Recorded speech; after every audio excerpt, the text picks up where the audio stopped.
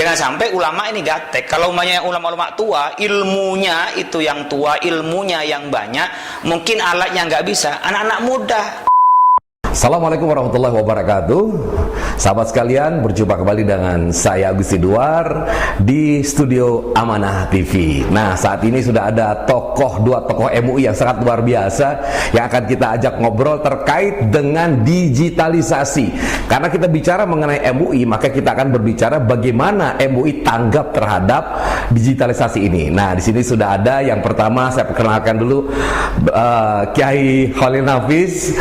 Beliau adalah Ketua MUI Pusat. Kemudian yang kedua adalah Kiai Haji Didi Subandi. Beliau ini adalah Ketua Umum MUI Jakarta Timur. Jadi luar biasa ini, saya bersama dengan para ketua pada saat ini. Baik, saya kira langsung saja kita langsung dulu ke Kiai Didi nih.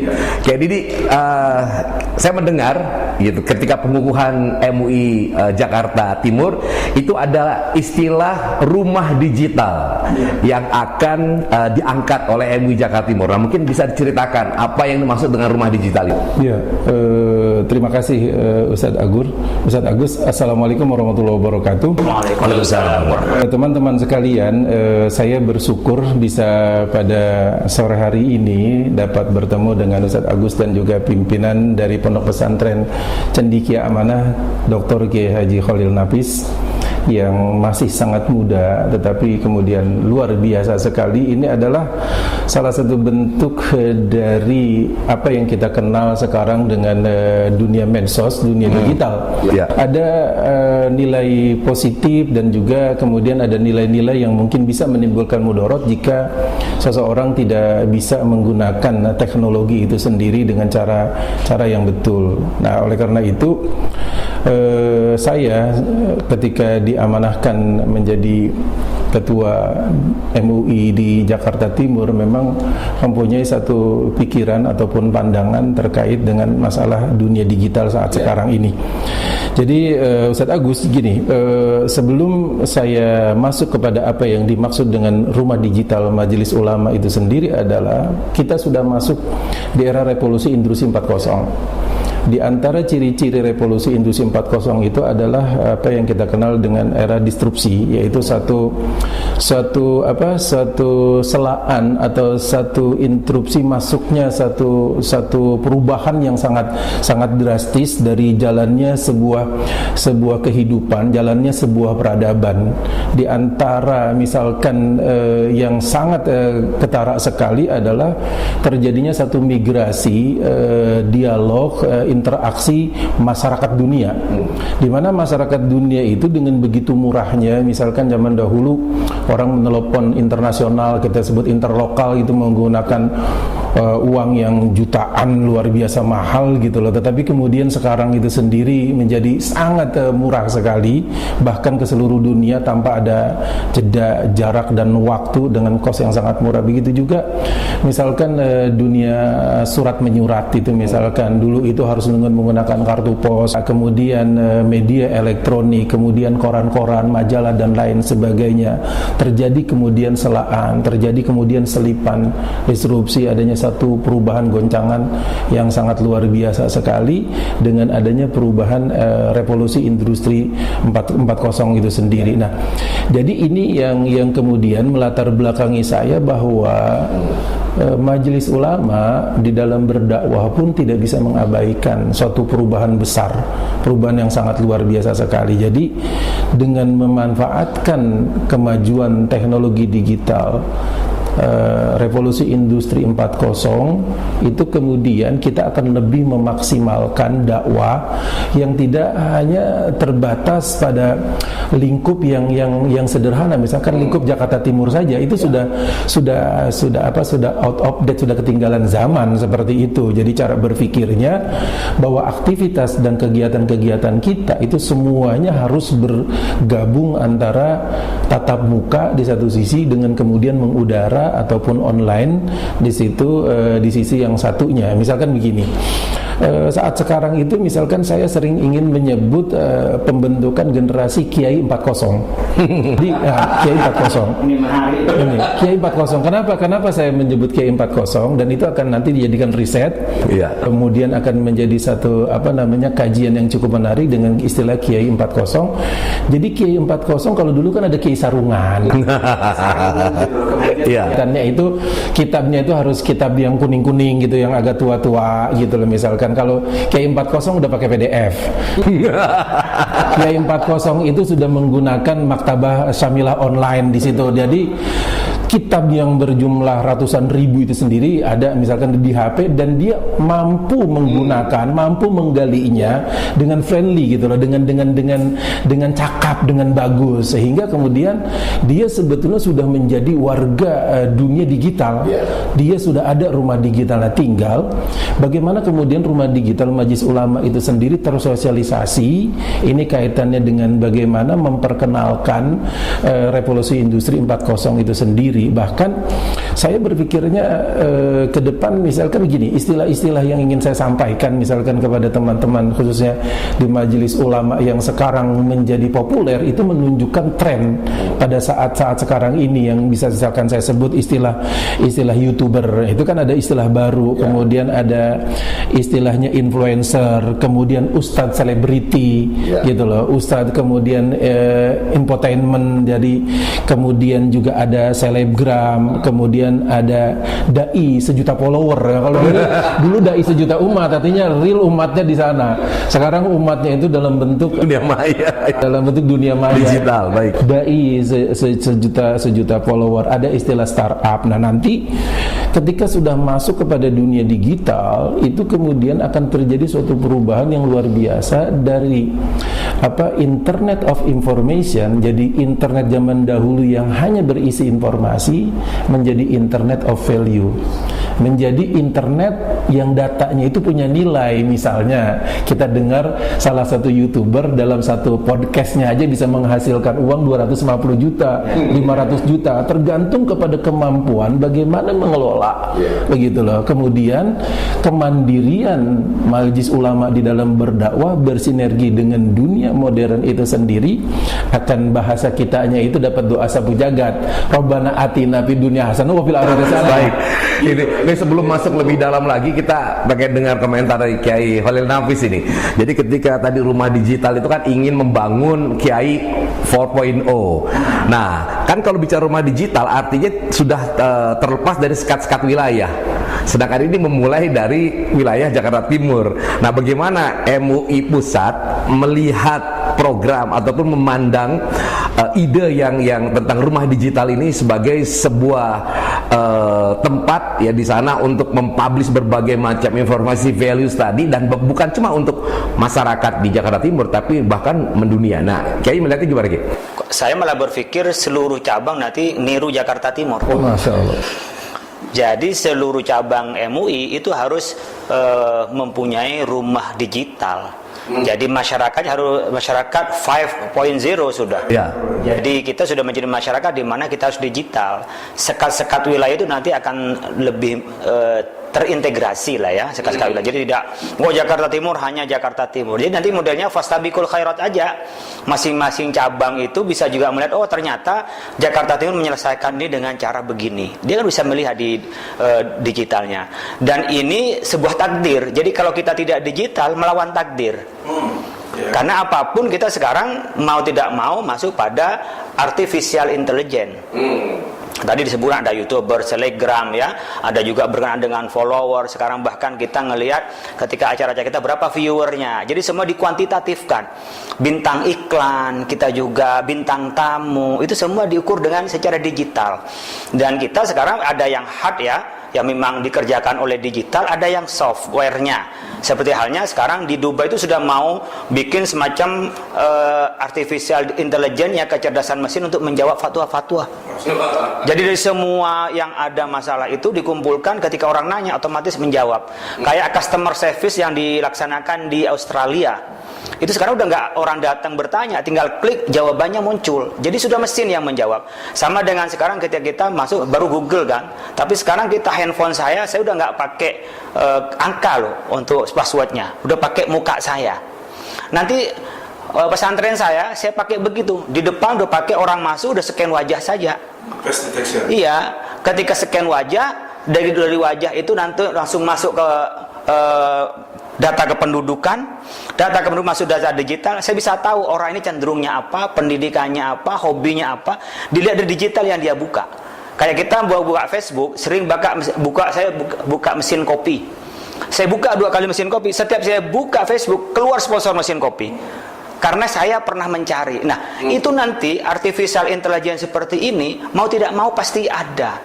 Jadi kalau kita tidak masuk ke dunia digital, kita akan ditinggal. Maka Jakarta Timur saya pikir ini pikiran cerdas. Ulamanya harus 5.0 sudah harus masuk pada dunia disruption ini, dan mau tidak mau ya kita harus ngikuti zamannya. Kalau nggak ikutin zamannya kita akan ketinggalan. Nah, disebut Islam solihun likulli zaman wa makan, itu artinya yang sifatnya prinsip ajaran oke, validitas oke, tetapi kita juga ikut kepada yang baru yang lebih baik. Al-muhafadhu alal qadimi soleh itu ya value, ajaran, ada gurunya, ustadznya yang dikenal harus. Karena harus ada sanadnya ilmu. Laulal isnad laqala man syaa ma syaa. Enggak ada isnad, enggak ada transmisi, enggak ada sanad keilmuan, siapa saja bisa ngomong apa saja. Iya. Tetapi ketika ada digital, kita bisa saja ini adalah ditransfer lebih cepat. Orang enggak harus hadir fisik, bisa nonton kapan saja, tapi jelas yang ditonton itu YouTube-nya siapa.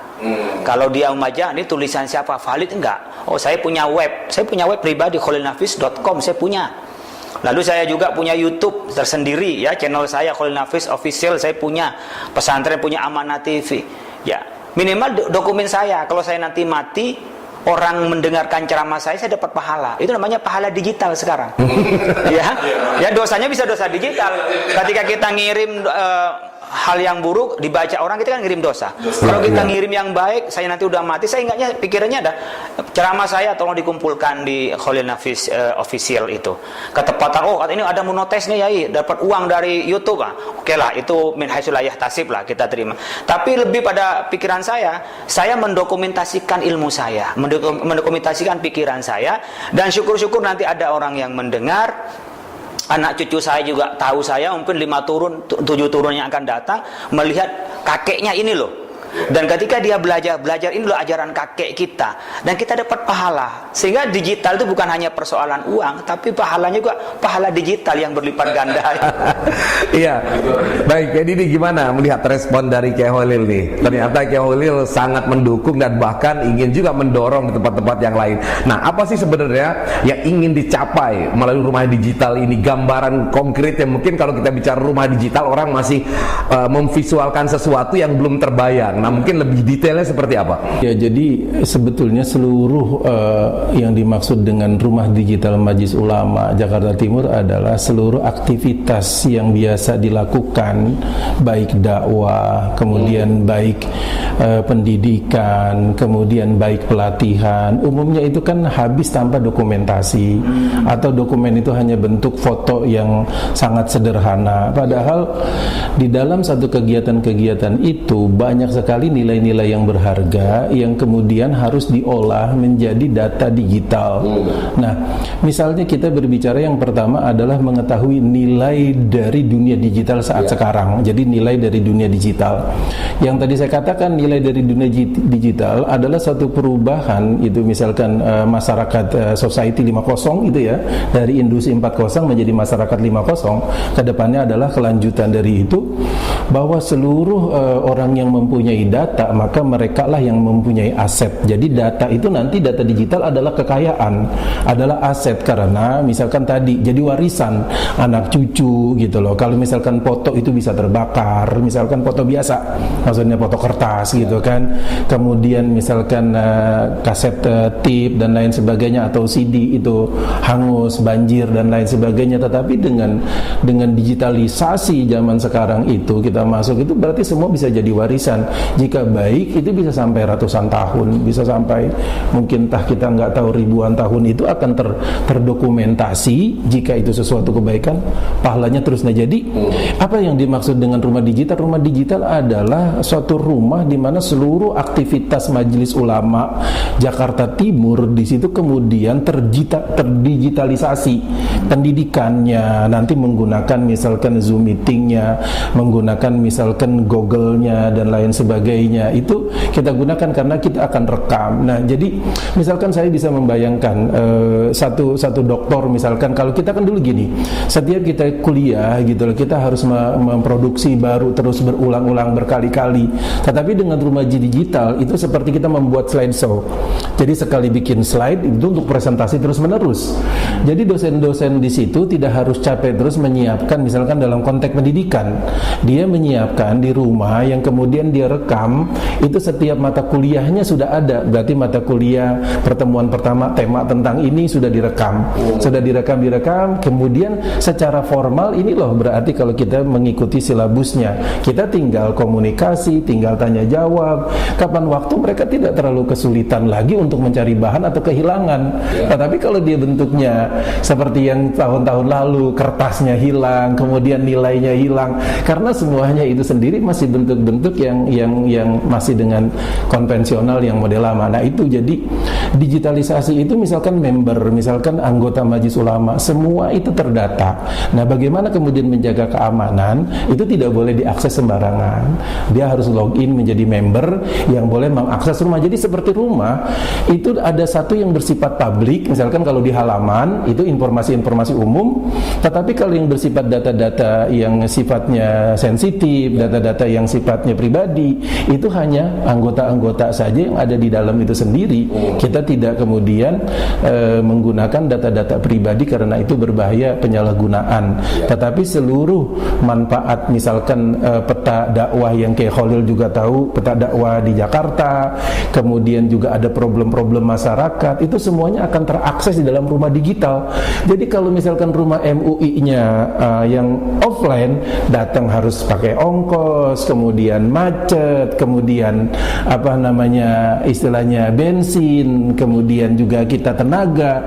Dengan rumah digital ada dimanapun, seluruh fasilitas-fasilitas Majelis Ulama itu dipindahkan di dalam satu dunia digital, di dalam website atau di dalam aplikasi yang bisa terhubung seluruhnya. Jadi aktivitas itu semuanya, jadi ada aktivitas dakwah, apakah dakwah saja? Tidak, aktivitas pendidikan, cara bagaimana kemudian pengajaran PDU misalkan nanti itu akan kita kelola mata kuliahnya, kemudian materi kuliahnya dan lain sebagainya, dosennya menggunakan dengan model-model online itu sendiri. Yang terakhir dari aspek ekonomi. Dari aspek ekonomi kita akan membangun juga misalkan pelatihan-pelatihan entrepreneurship dan lain sebagainya. Nah, dengan rumah digital itu kemudahan kita akan menjaring seluruh teman-teman Majelis Ulama yang lainnya ketika kita bikin kegiatan yang jauh kosnya itu lebih murah dibandingkan kita harus dengan menggunakan tatap muka temu di darat itu sendiri dengan segala resiko-resiko dan lain sebagainya. Nah, ini yang kita maksud salah satunya dengan rumah digital, yaitu rumah pada seluruh kegiatan Majelis Ulama yang berbentuk digital cloud, nanti bisa diakses oleh seluruh anggota Majelis Ulama di di Jakarta Timur. Saya kira begitu. Nah, Kiai Khalil, ini kan sebagai kalau MUI pusat itu kan memiliki pasti fungsi koordinasi dengan MUI di wilayah begitu. Nah, bagaimana kemudian fungsi itu dijalankan ketika nanti ini marak menjadi sebuah gerakan bersama begitu? Nah, apakah kemudian tidak mungkin ada kekhawatiran, mungkin ada benturan-benturan, atau bagaimana menyelaraskan hal ini sehingga ini menjadi sebuah kekuatan yang saling menopang begitu? Ya, fastabiqul khairat. Kita kan sudah ada kalau di MUI itu ketua yang membidangi wilayah. Kayak saya membidangi di wilayah Indonesia Timur dan Tengah. Lalu ada beberapa teman yang membidangi di Jakarta. Nah, mereka akan berfokus pada di areanya sendiri. Kalau yang sifatnya publis umum nggak apa-apa, dia berlingkup pada arealnya. Tapi kan nggak ada masalah diketahui oleh orang lain. Tapi tadi ada yang bagus, bagaimana kita melakukan efisiensi. Jadi sekarang fisik itu nggak penting, yang penting silatul fikri. Ya, daripada silaturahim dalam silatul jasad ya, tapi silatul fikri itu. Dan kita bisa ngambil ternyata alam gaib itu lebih lestari daripada alam nyata. Saya tadi punya contoh foto berapa lama kan sudah usam, kapan lagi kena air itu. Tapi ketika dia ditaruh ya, umpamanya di Google Drive, di iCloud dan macam-macam itu semua kan malah lestari itu. Jadi ternyata kalau kita lama-lama ini peristiwa Isra Mi'raj itu makin dekat dipercaya gitu loh. Kenapa? Sesuatu yang nggak mungkin ternyata menjadi mungkin. Sesuatu yang kayak abstrak malah lebih konkret. Lebih bisa. Yang dianggap yang dulu tidak lestari, saya belum berbicara dengan umpamanya visual begini bisa lestari. Ternyata nggak kalah lestari dengan tulisan. Dulu kan hanya tulisan. Para pengarang-pengarang buku sekarang nggak kalah lestarinya umpamanya dengan pidato-pidatonya Kiai Zainuddin MZ, ceramahnya Kiai Hasyim Muzadi, bahkan ceramahnya orang tua kita dulu seperti Kiai Hasan Syamsul Arifin, Kiai Ahmad Siddiq itu ada sekarang bisa direpro dan bisa didengarkan, dan itu bisa lestari ketika masuk ke YouTube itu. Dan ini masih penting bahwa kita memang sebagaimana data terakhir itu berkenaan dengan kecerdasan artificial intelligence ini akan beralih. Ada 27 area pekerjaan itu, 27% di Indonesia ini nanti akan beralih ke mesin. Artinya tenaga kerjanya dia harus beralih dengan keterampilan baru kepada mesin. Yang biasanya 10 orang melakukan satu pekerjaan, nanti 1 orang mengerjakan yang satu kerjaan itu dengan mesinnya. Yang 9 dia harus beralih kepada pekerjaan lain. Yang ini dialihkan terampilannya kepada menggunakan mesin, yang 9-nya harus dialihkan pada pekerjaan lain dengan keterampilan baru. Oleh karena itu MUI juga begitu. Sekarang para ustadz, para kiai kadang-kadang kalah cerdas dengan orang-orang yang bertanya. Kita baru baca kitabnya soal 2 dalil, 3 dalil dalam satu masalah. Anggaplah berkenaan dengan menyentuh perempuan, itu batal wudu atau tidak, ya. Lalu saya kata orang yang hanya baca Imam Syafi'i udah batal. Ihtiyaton, ternyata dia baca madhabnya madhab Maliki, baca madhab yang lain, baca hadis Nabi yang ketika mencium Siti Aisyah lalu sholat tidak wudhu dulu. Loh, kok lebih pintar muridnya gitu. Karena pengaruh tadi ya masuk ke era digital ini ya. Nah, tapi mereka ini mesti nggak punya anak pikiran untuk menimbang maslahah. Dia hanya automatically. Ya, jadi kecerdasan buatan itu bisa mengikuti dalam hitung-hitungan matematik, tetapi tidak bisa punya afektif dan tidak punya agama. Makanya kita MUI itu mengkoordinasikan bagaimana digital ini alat yang kita pergunakan. Jangan dibalik, kita dipergunakan oleh alat. Satu Kiai, ini agak teknis begini ya. Misalkan gini, saya ambil contoh di satu wilayah misalkan itu kan ada juga komisi fatwanya gitu. Nah, sementara di pusat juga ada bicara fatwa juga. Nah, apabila ini sudah menjadi rumah digital, nah ini kan mungkin di suatu daerah ini muncul fatwa-fatwa dari wilayah masing-masing. Nah, sementara dari yang MUI pusat juga seperti itu. Nah, bagaimana kemudian mensinkronkan? Apa nggak khawatir misalkan tadi bicara fastabiqul khairat, implementasinya seperti apa? Teknisnya begini, setiap wilayah Jakarta Timur maka fatwanya hanya berlaku di Jakarta Timur. Tapi orang nggak paham mengakses tentang apa yang dilakukan oleh Jakarta Timur. Ini nggak bisa Jakarta Timur berlaku di Jawa Timur, nggak bisa. Jawa Timur hanya berlaku untuk Jawa Timur, dia tidak berlaku untuk Jakarta. Maka peristiwa kewilayahan seperti aliran sesat di wilayah itu yang cakupannya wilayah yang punya. Kalau cakupannya kabupaten, tapi ketika nasional diputuskan oleh MUI pusat, maka dia berlaku nasional. Maka semuanya gugur. Kalau sudah ada yang nasional, maka yang tingkat wilayah otomatis dia gugur. Jadi kita hanya bisa mengakses, tapi pada tingkat pelaksanaannya dia berlaku pada kewilayahan. Sama dengan Kiai Didi ini, dia punya kekuasaan penuh di dalam memimpin MUI di Jakarta Timur. Nah, ketika Jakarta Timur ada kebijakan DKI, dia nggak bisa membentur DKI. Dia harus ngikutin DKI, tapi DKI bikin keputusan pasti memikirkan wilayah yang ada di DKI itu. 6 wilayah itu, ada Pulau Seribu, Jakarta Selatan, Jakarta Utara, maka ini akan menjadi satu kesatuan. Makanya pusat, provinsi, bawah itu, tapi Ini tidak benturan pada proses pelaksanaan. Tetapi orang bisa menganalisis mana yang lebih tajam dalam. Nah, itu yang jadi Pak Samiko Khairat jadi benar. Dari situ. Nah, ternyata Ustadz ini asal-asalan namanya. Bisa ternyata lebih tajam loh kalau bikin referensinya, lebih tajam Jakarta Timur. Tapi mungkin juga kasus yang sama tapi ada ilat yang berbeda. Jadi karena ada kewilayahan, dia cakupannya kewilayahan, mungkin mirip tapi ilatnya berbeda. Contohnya begini. Kalau Pak Agus, ada mahasiswi saya datang ke sini, Pak Agus berdua di ruang sebelah, saya larang. Karena apa? Khawatir Pak Agus itu nanti ada terjadi apa-apa dengan mahasiswi saya. Tapi kalau kakek-kakek berduaan dengan mahasiswi di ruang sebelah, saya nggak ada masalah. Hukumnya sama, peristiwanya sama, laki-laki sama perempuan. Cuman yang satu ini masih normal banget, Pak Agus. Sementara yang ini udah tua, udah nggak gitu fungsi gitu loh. Jadi meskipun ini sama laki-laki sama perempuan, tapi ilatnya berbeda. Yang satu ini khaufal fitnah, yang satu udah nggak khauf lagi, nggak takut fitnah. Itu nanti sama, ada peristiwa yang sama atau mirip di suatu daerah, dia ada kelokalan tersendiri. Lokalnya itu seperti apa? Dia ada nuansa lokal. Makanya di dalam penetapan hukum Islam itu ada uruf. Jadi wa'mur bil urfi, ya, wa ashiruhunna bil ma'ruf. Ma'ruf itu uruf yang biasa. Nah, nanti uruf itu bisa mengakomodir untuk tasawurul masalah, untuk memahami masalah secara utuh. Inilah akan menjadi keputusan dari kita. Jadi menghukumi suatu yang di masyarakat apalagi dengan fatwa sangat dipengaruhi oleh maslahah dan mafsadah, dan maslahah mafsadah itu juga sangat identik dengan perkembangan di lokal itu dengan tradisinya.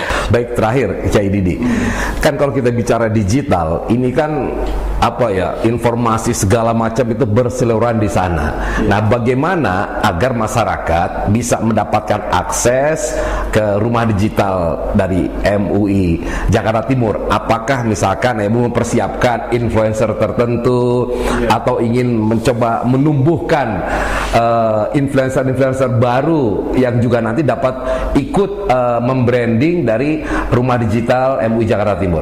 Ya, jadi rumah digital untuk bisa kemudian digunakan dan bermanfaat, diakseslah sebanyak mungkin, itu tentu sama saja seperti kita berdakwah.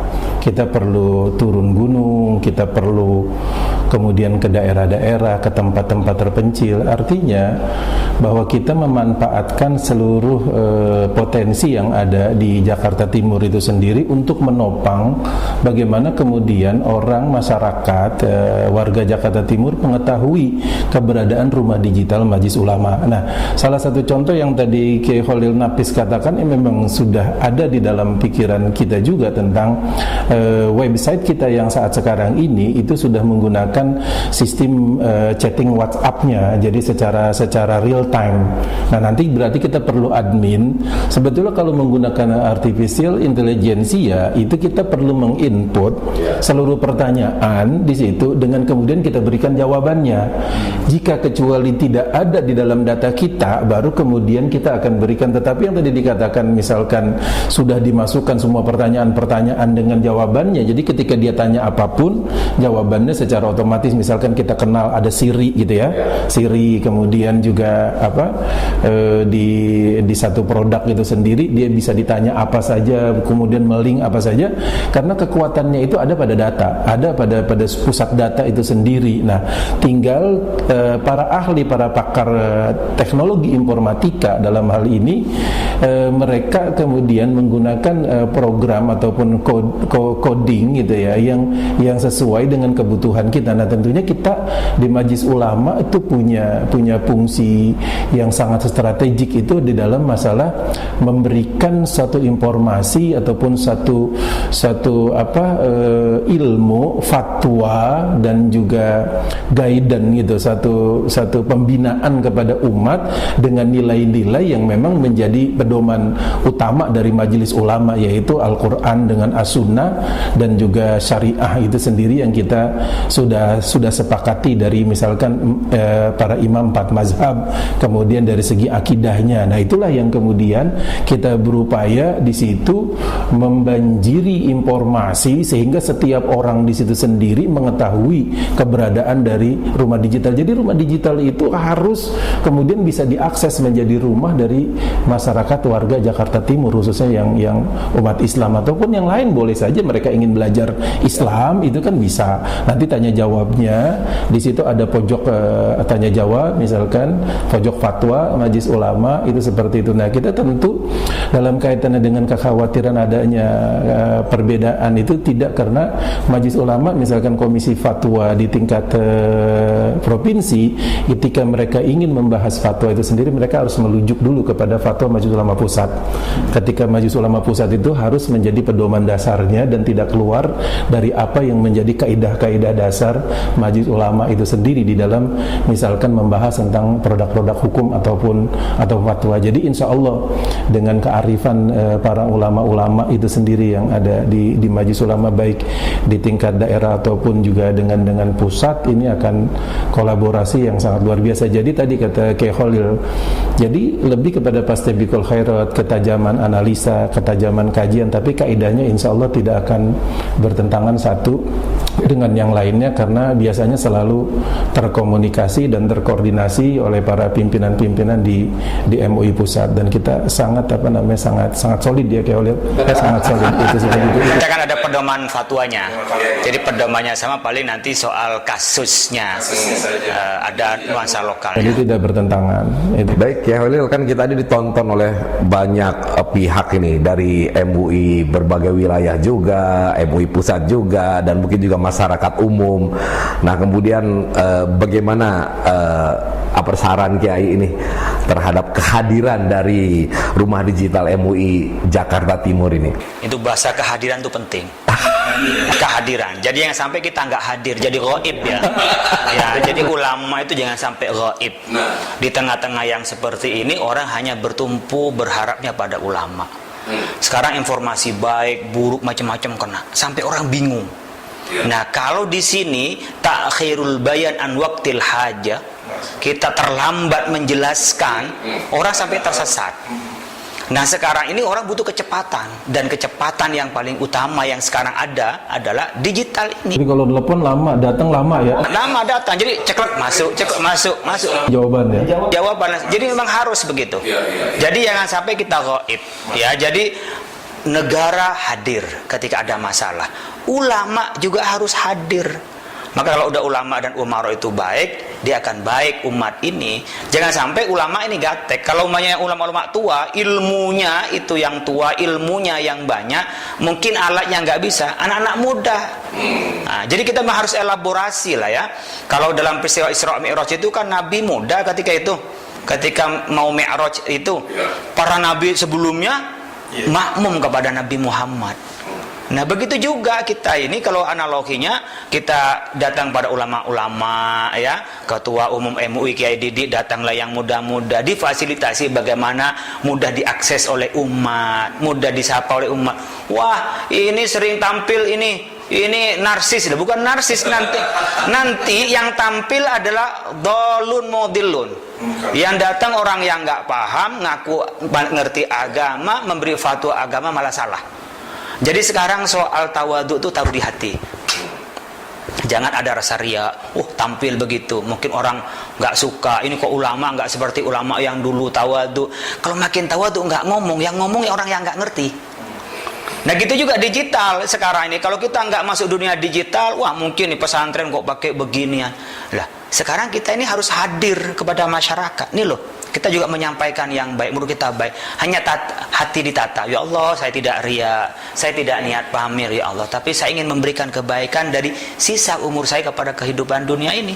Sama dengan usia saya berapa lama, saya punya alhamdulillah ketua MUI, bisa lebih akses lebih banyak. Kan nggak selamanya, besok periode bisa ganti. Tapi selama ini maqaddamu asyarahum, apa yang saya persembahkan kepada publik, apa yang bisa saya hadirkan. Tadi hadir itu penting, hadirkan pada publik apa? wa atharuhum, apa legacy kita. Nah, kalau kita hanya digital itu, wah, bisa dilacak loh selama 5 tahun saya ngomong apa saja. Terus saya bisa menyelesaikan apa saja. Saya sudah bisa menyampaikan suara umat seperti apa, menyampaikan kebaikan apa saja. Itu sekarang nggak bisa kita mengingkari dari dunia digital. Jejak digital kata orang itu sekarang melebihi Rokib Atid. Dan orang lebih takut itu. Kalau minimal sama, kan Rokib Atid baru nanti diambilnya. Tapi kalau digital bisa diambil sekarang, gitu. Jadi mungkin kecepatannya bisa lebih kecepatan dari Rokib Atid. Rokib Atid itu tersembunyi. Ini enggak, orang ketika dulu ngomong A, sekarang bertentangan dengan A, tinggal dibandingkan. Nih dulu kamu ngomong begini, ini sekarang begini. Mau ngapain nih? Bingung sendiri kan gitu. Jadi dunia digital ini harus dimanfaatkan oleh kita, jangan kita dimanfaatkan oleh digital. Oleh karena itu, ya saya menyambut baik Jakarta Timur. Dan saya nanti kalau sudah jadi prototipe, saya berharap ini cabang-cabang ya dan wilayah belajar ke Jakarta Timur. Tapi minimal sekarang idenya sudah punya duluan. Jakarta Timur. Jadi Jakarta Timur sudah memulai dari seluruh bahan-bahan itu sebagai katakanlah batu bata dengan semennya itu, dari seluruh ID-nya, dari seluruh bahan-bahan digital sudah di dalam proses. Kemudian selagi sedang membangun, dalam arti semua misalkan kanal YouTube-nya, kemudian kanal TV-nya, kemudian kegiatan-kegiatannya akan kita semua kuatkan. Aktivitas itu sendiri seluruhnya sekarang sudah akan kita digitalisasi. Itu seperti itu. Baik, waduh, terima kasih nih Kiai Holil, Kiai Didi. Ini akan memberikan inspirasi kepada siapapun yang menonton ya, dan tentunya ini adalah bagian bagaimana ulama ini kemudian mengabdi kepada umat dan memberikan solusi. Saya teringat ada sebuah cerita, ada waktu itu seorang anak SMA, anak remaja lah. Dia me-WhatsApp salah satu ustadz, dia bilang, "Ustadz, saya mau aborsi." Gitu. Nah, ternyata ustadz itu membacanya 1 hari ke depan. Dia bilang, "Jangan," katanya, "Ustadz udah terlanjur." Nah, udah terlambat. Bacanya terlambat. Nah, ini artinya tadi kalau bicara masalah kecepatan, ya ini kan sesuatu yang memang sangat diperlukan. Apalagi sekarang ini banyak yang galau, ingin apalagi malam-malam bengong, mungkin banyak masalah. Saya pikir yang namanya rumah digital ini bisa menjadi sebuah solusi terhadap permasalahan siapapun, apalagi masalah anak-anak milenial sekarang ini nih, yang banyak mudah galau begitu dengan informasi yang ada. Gitu. Baik, saya kira dengan saya terima kasih. Insya Allah kita akan berjumpa kembali pada pembicaraan yang lain, masih tetap di studio Amanah TV. Assalamualaikum warahmatullahi wabarakatuh. Waalaikumsalam warahmatullahi wabarakatuh.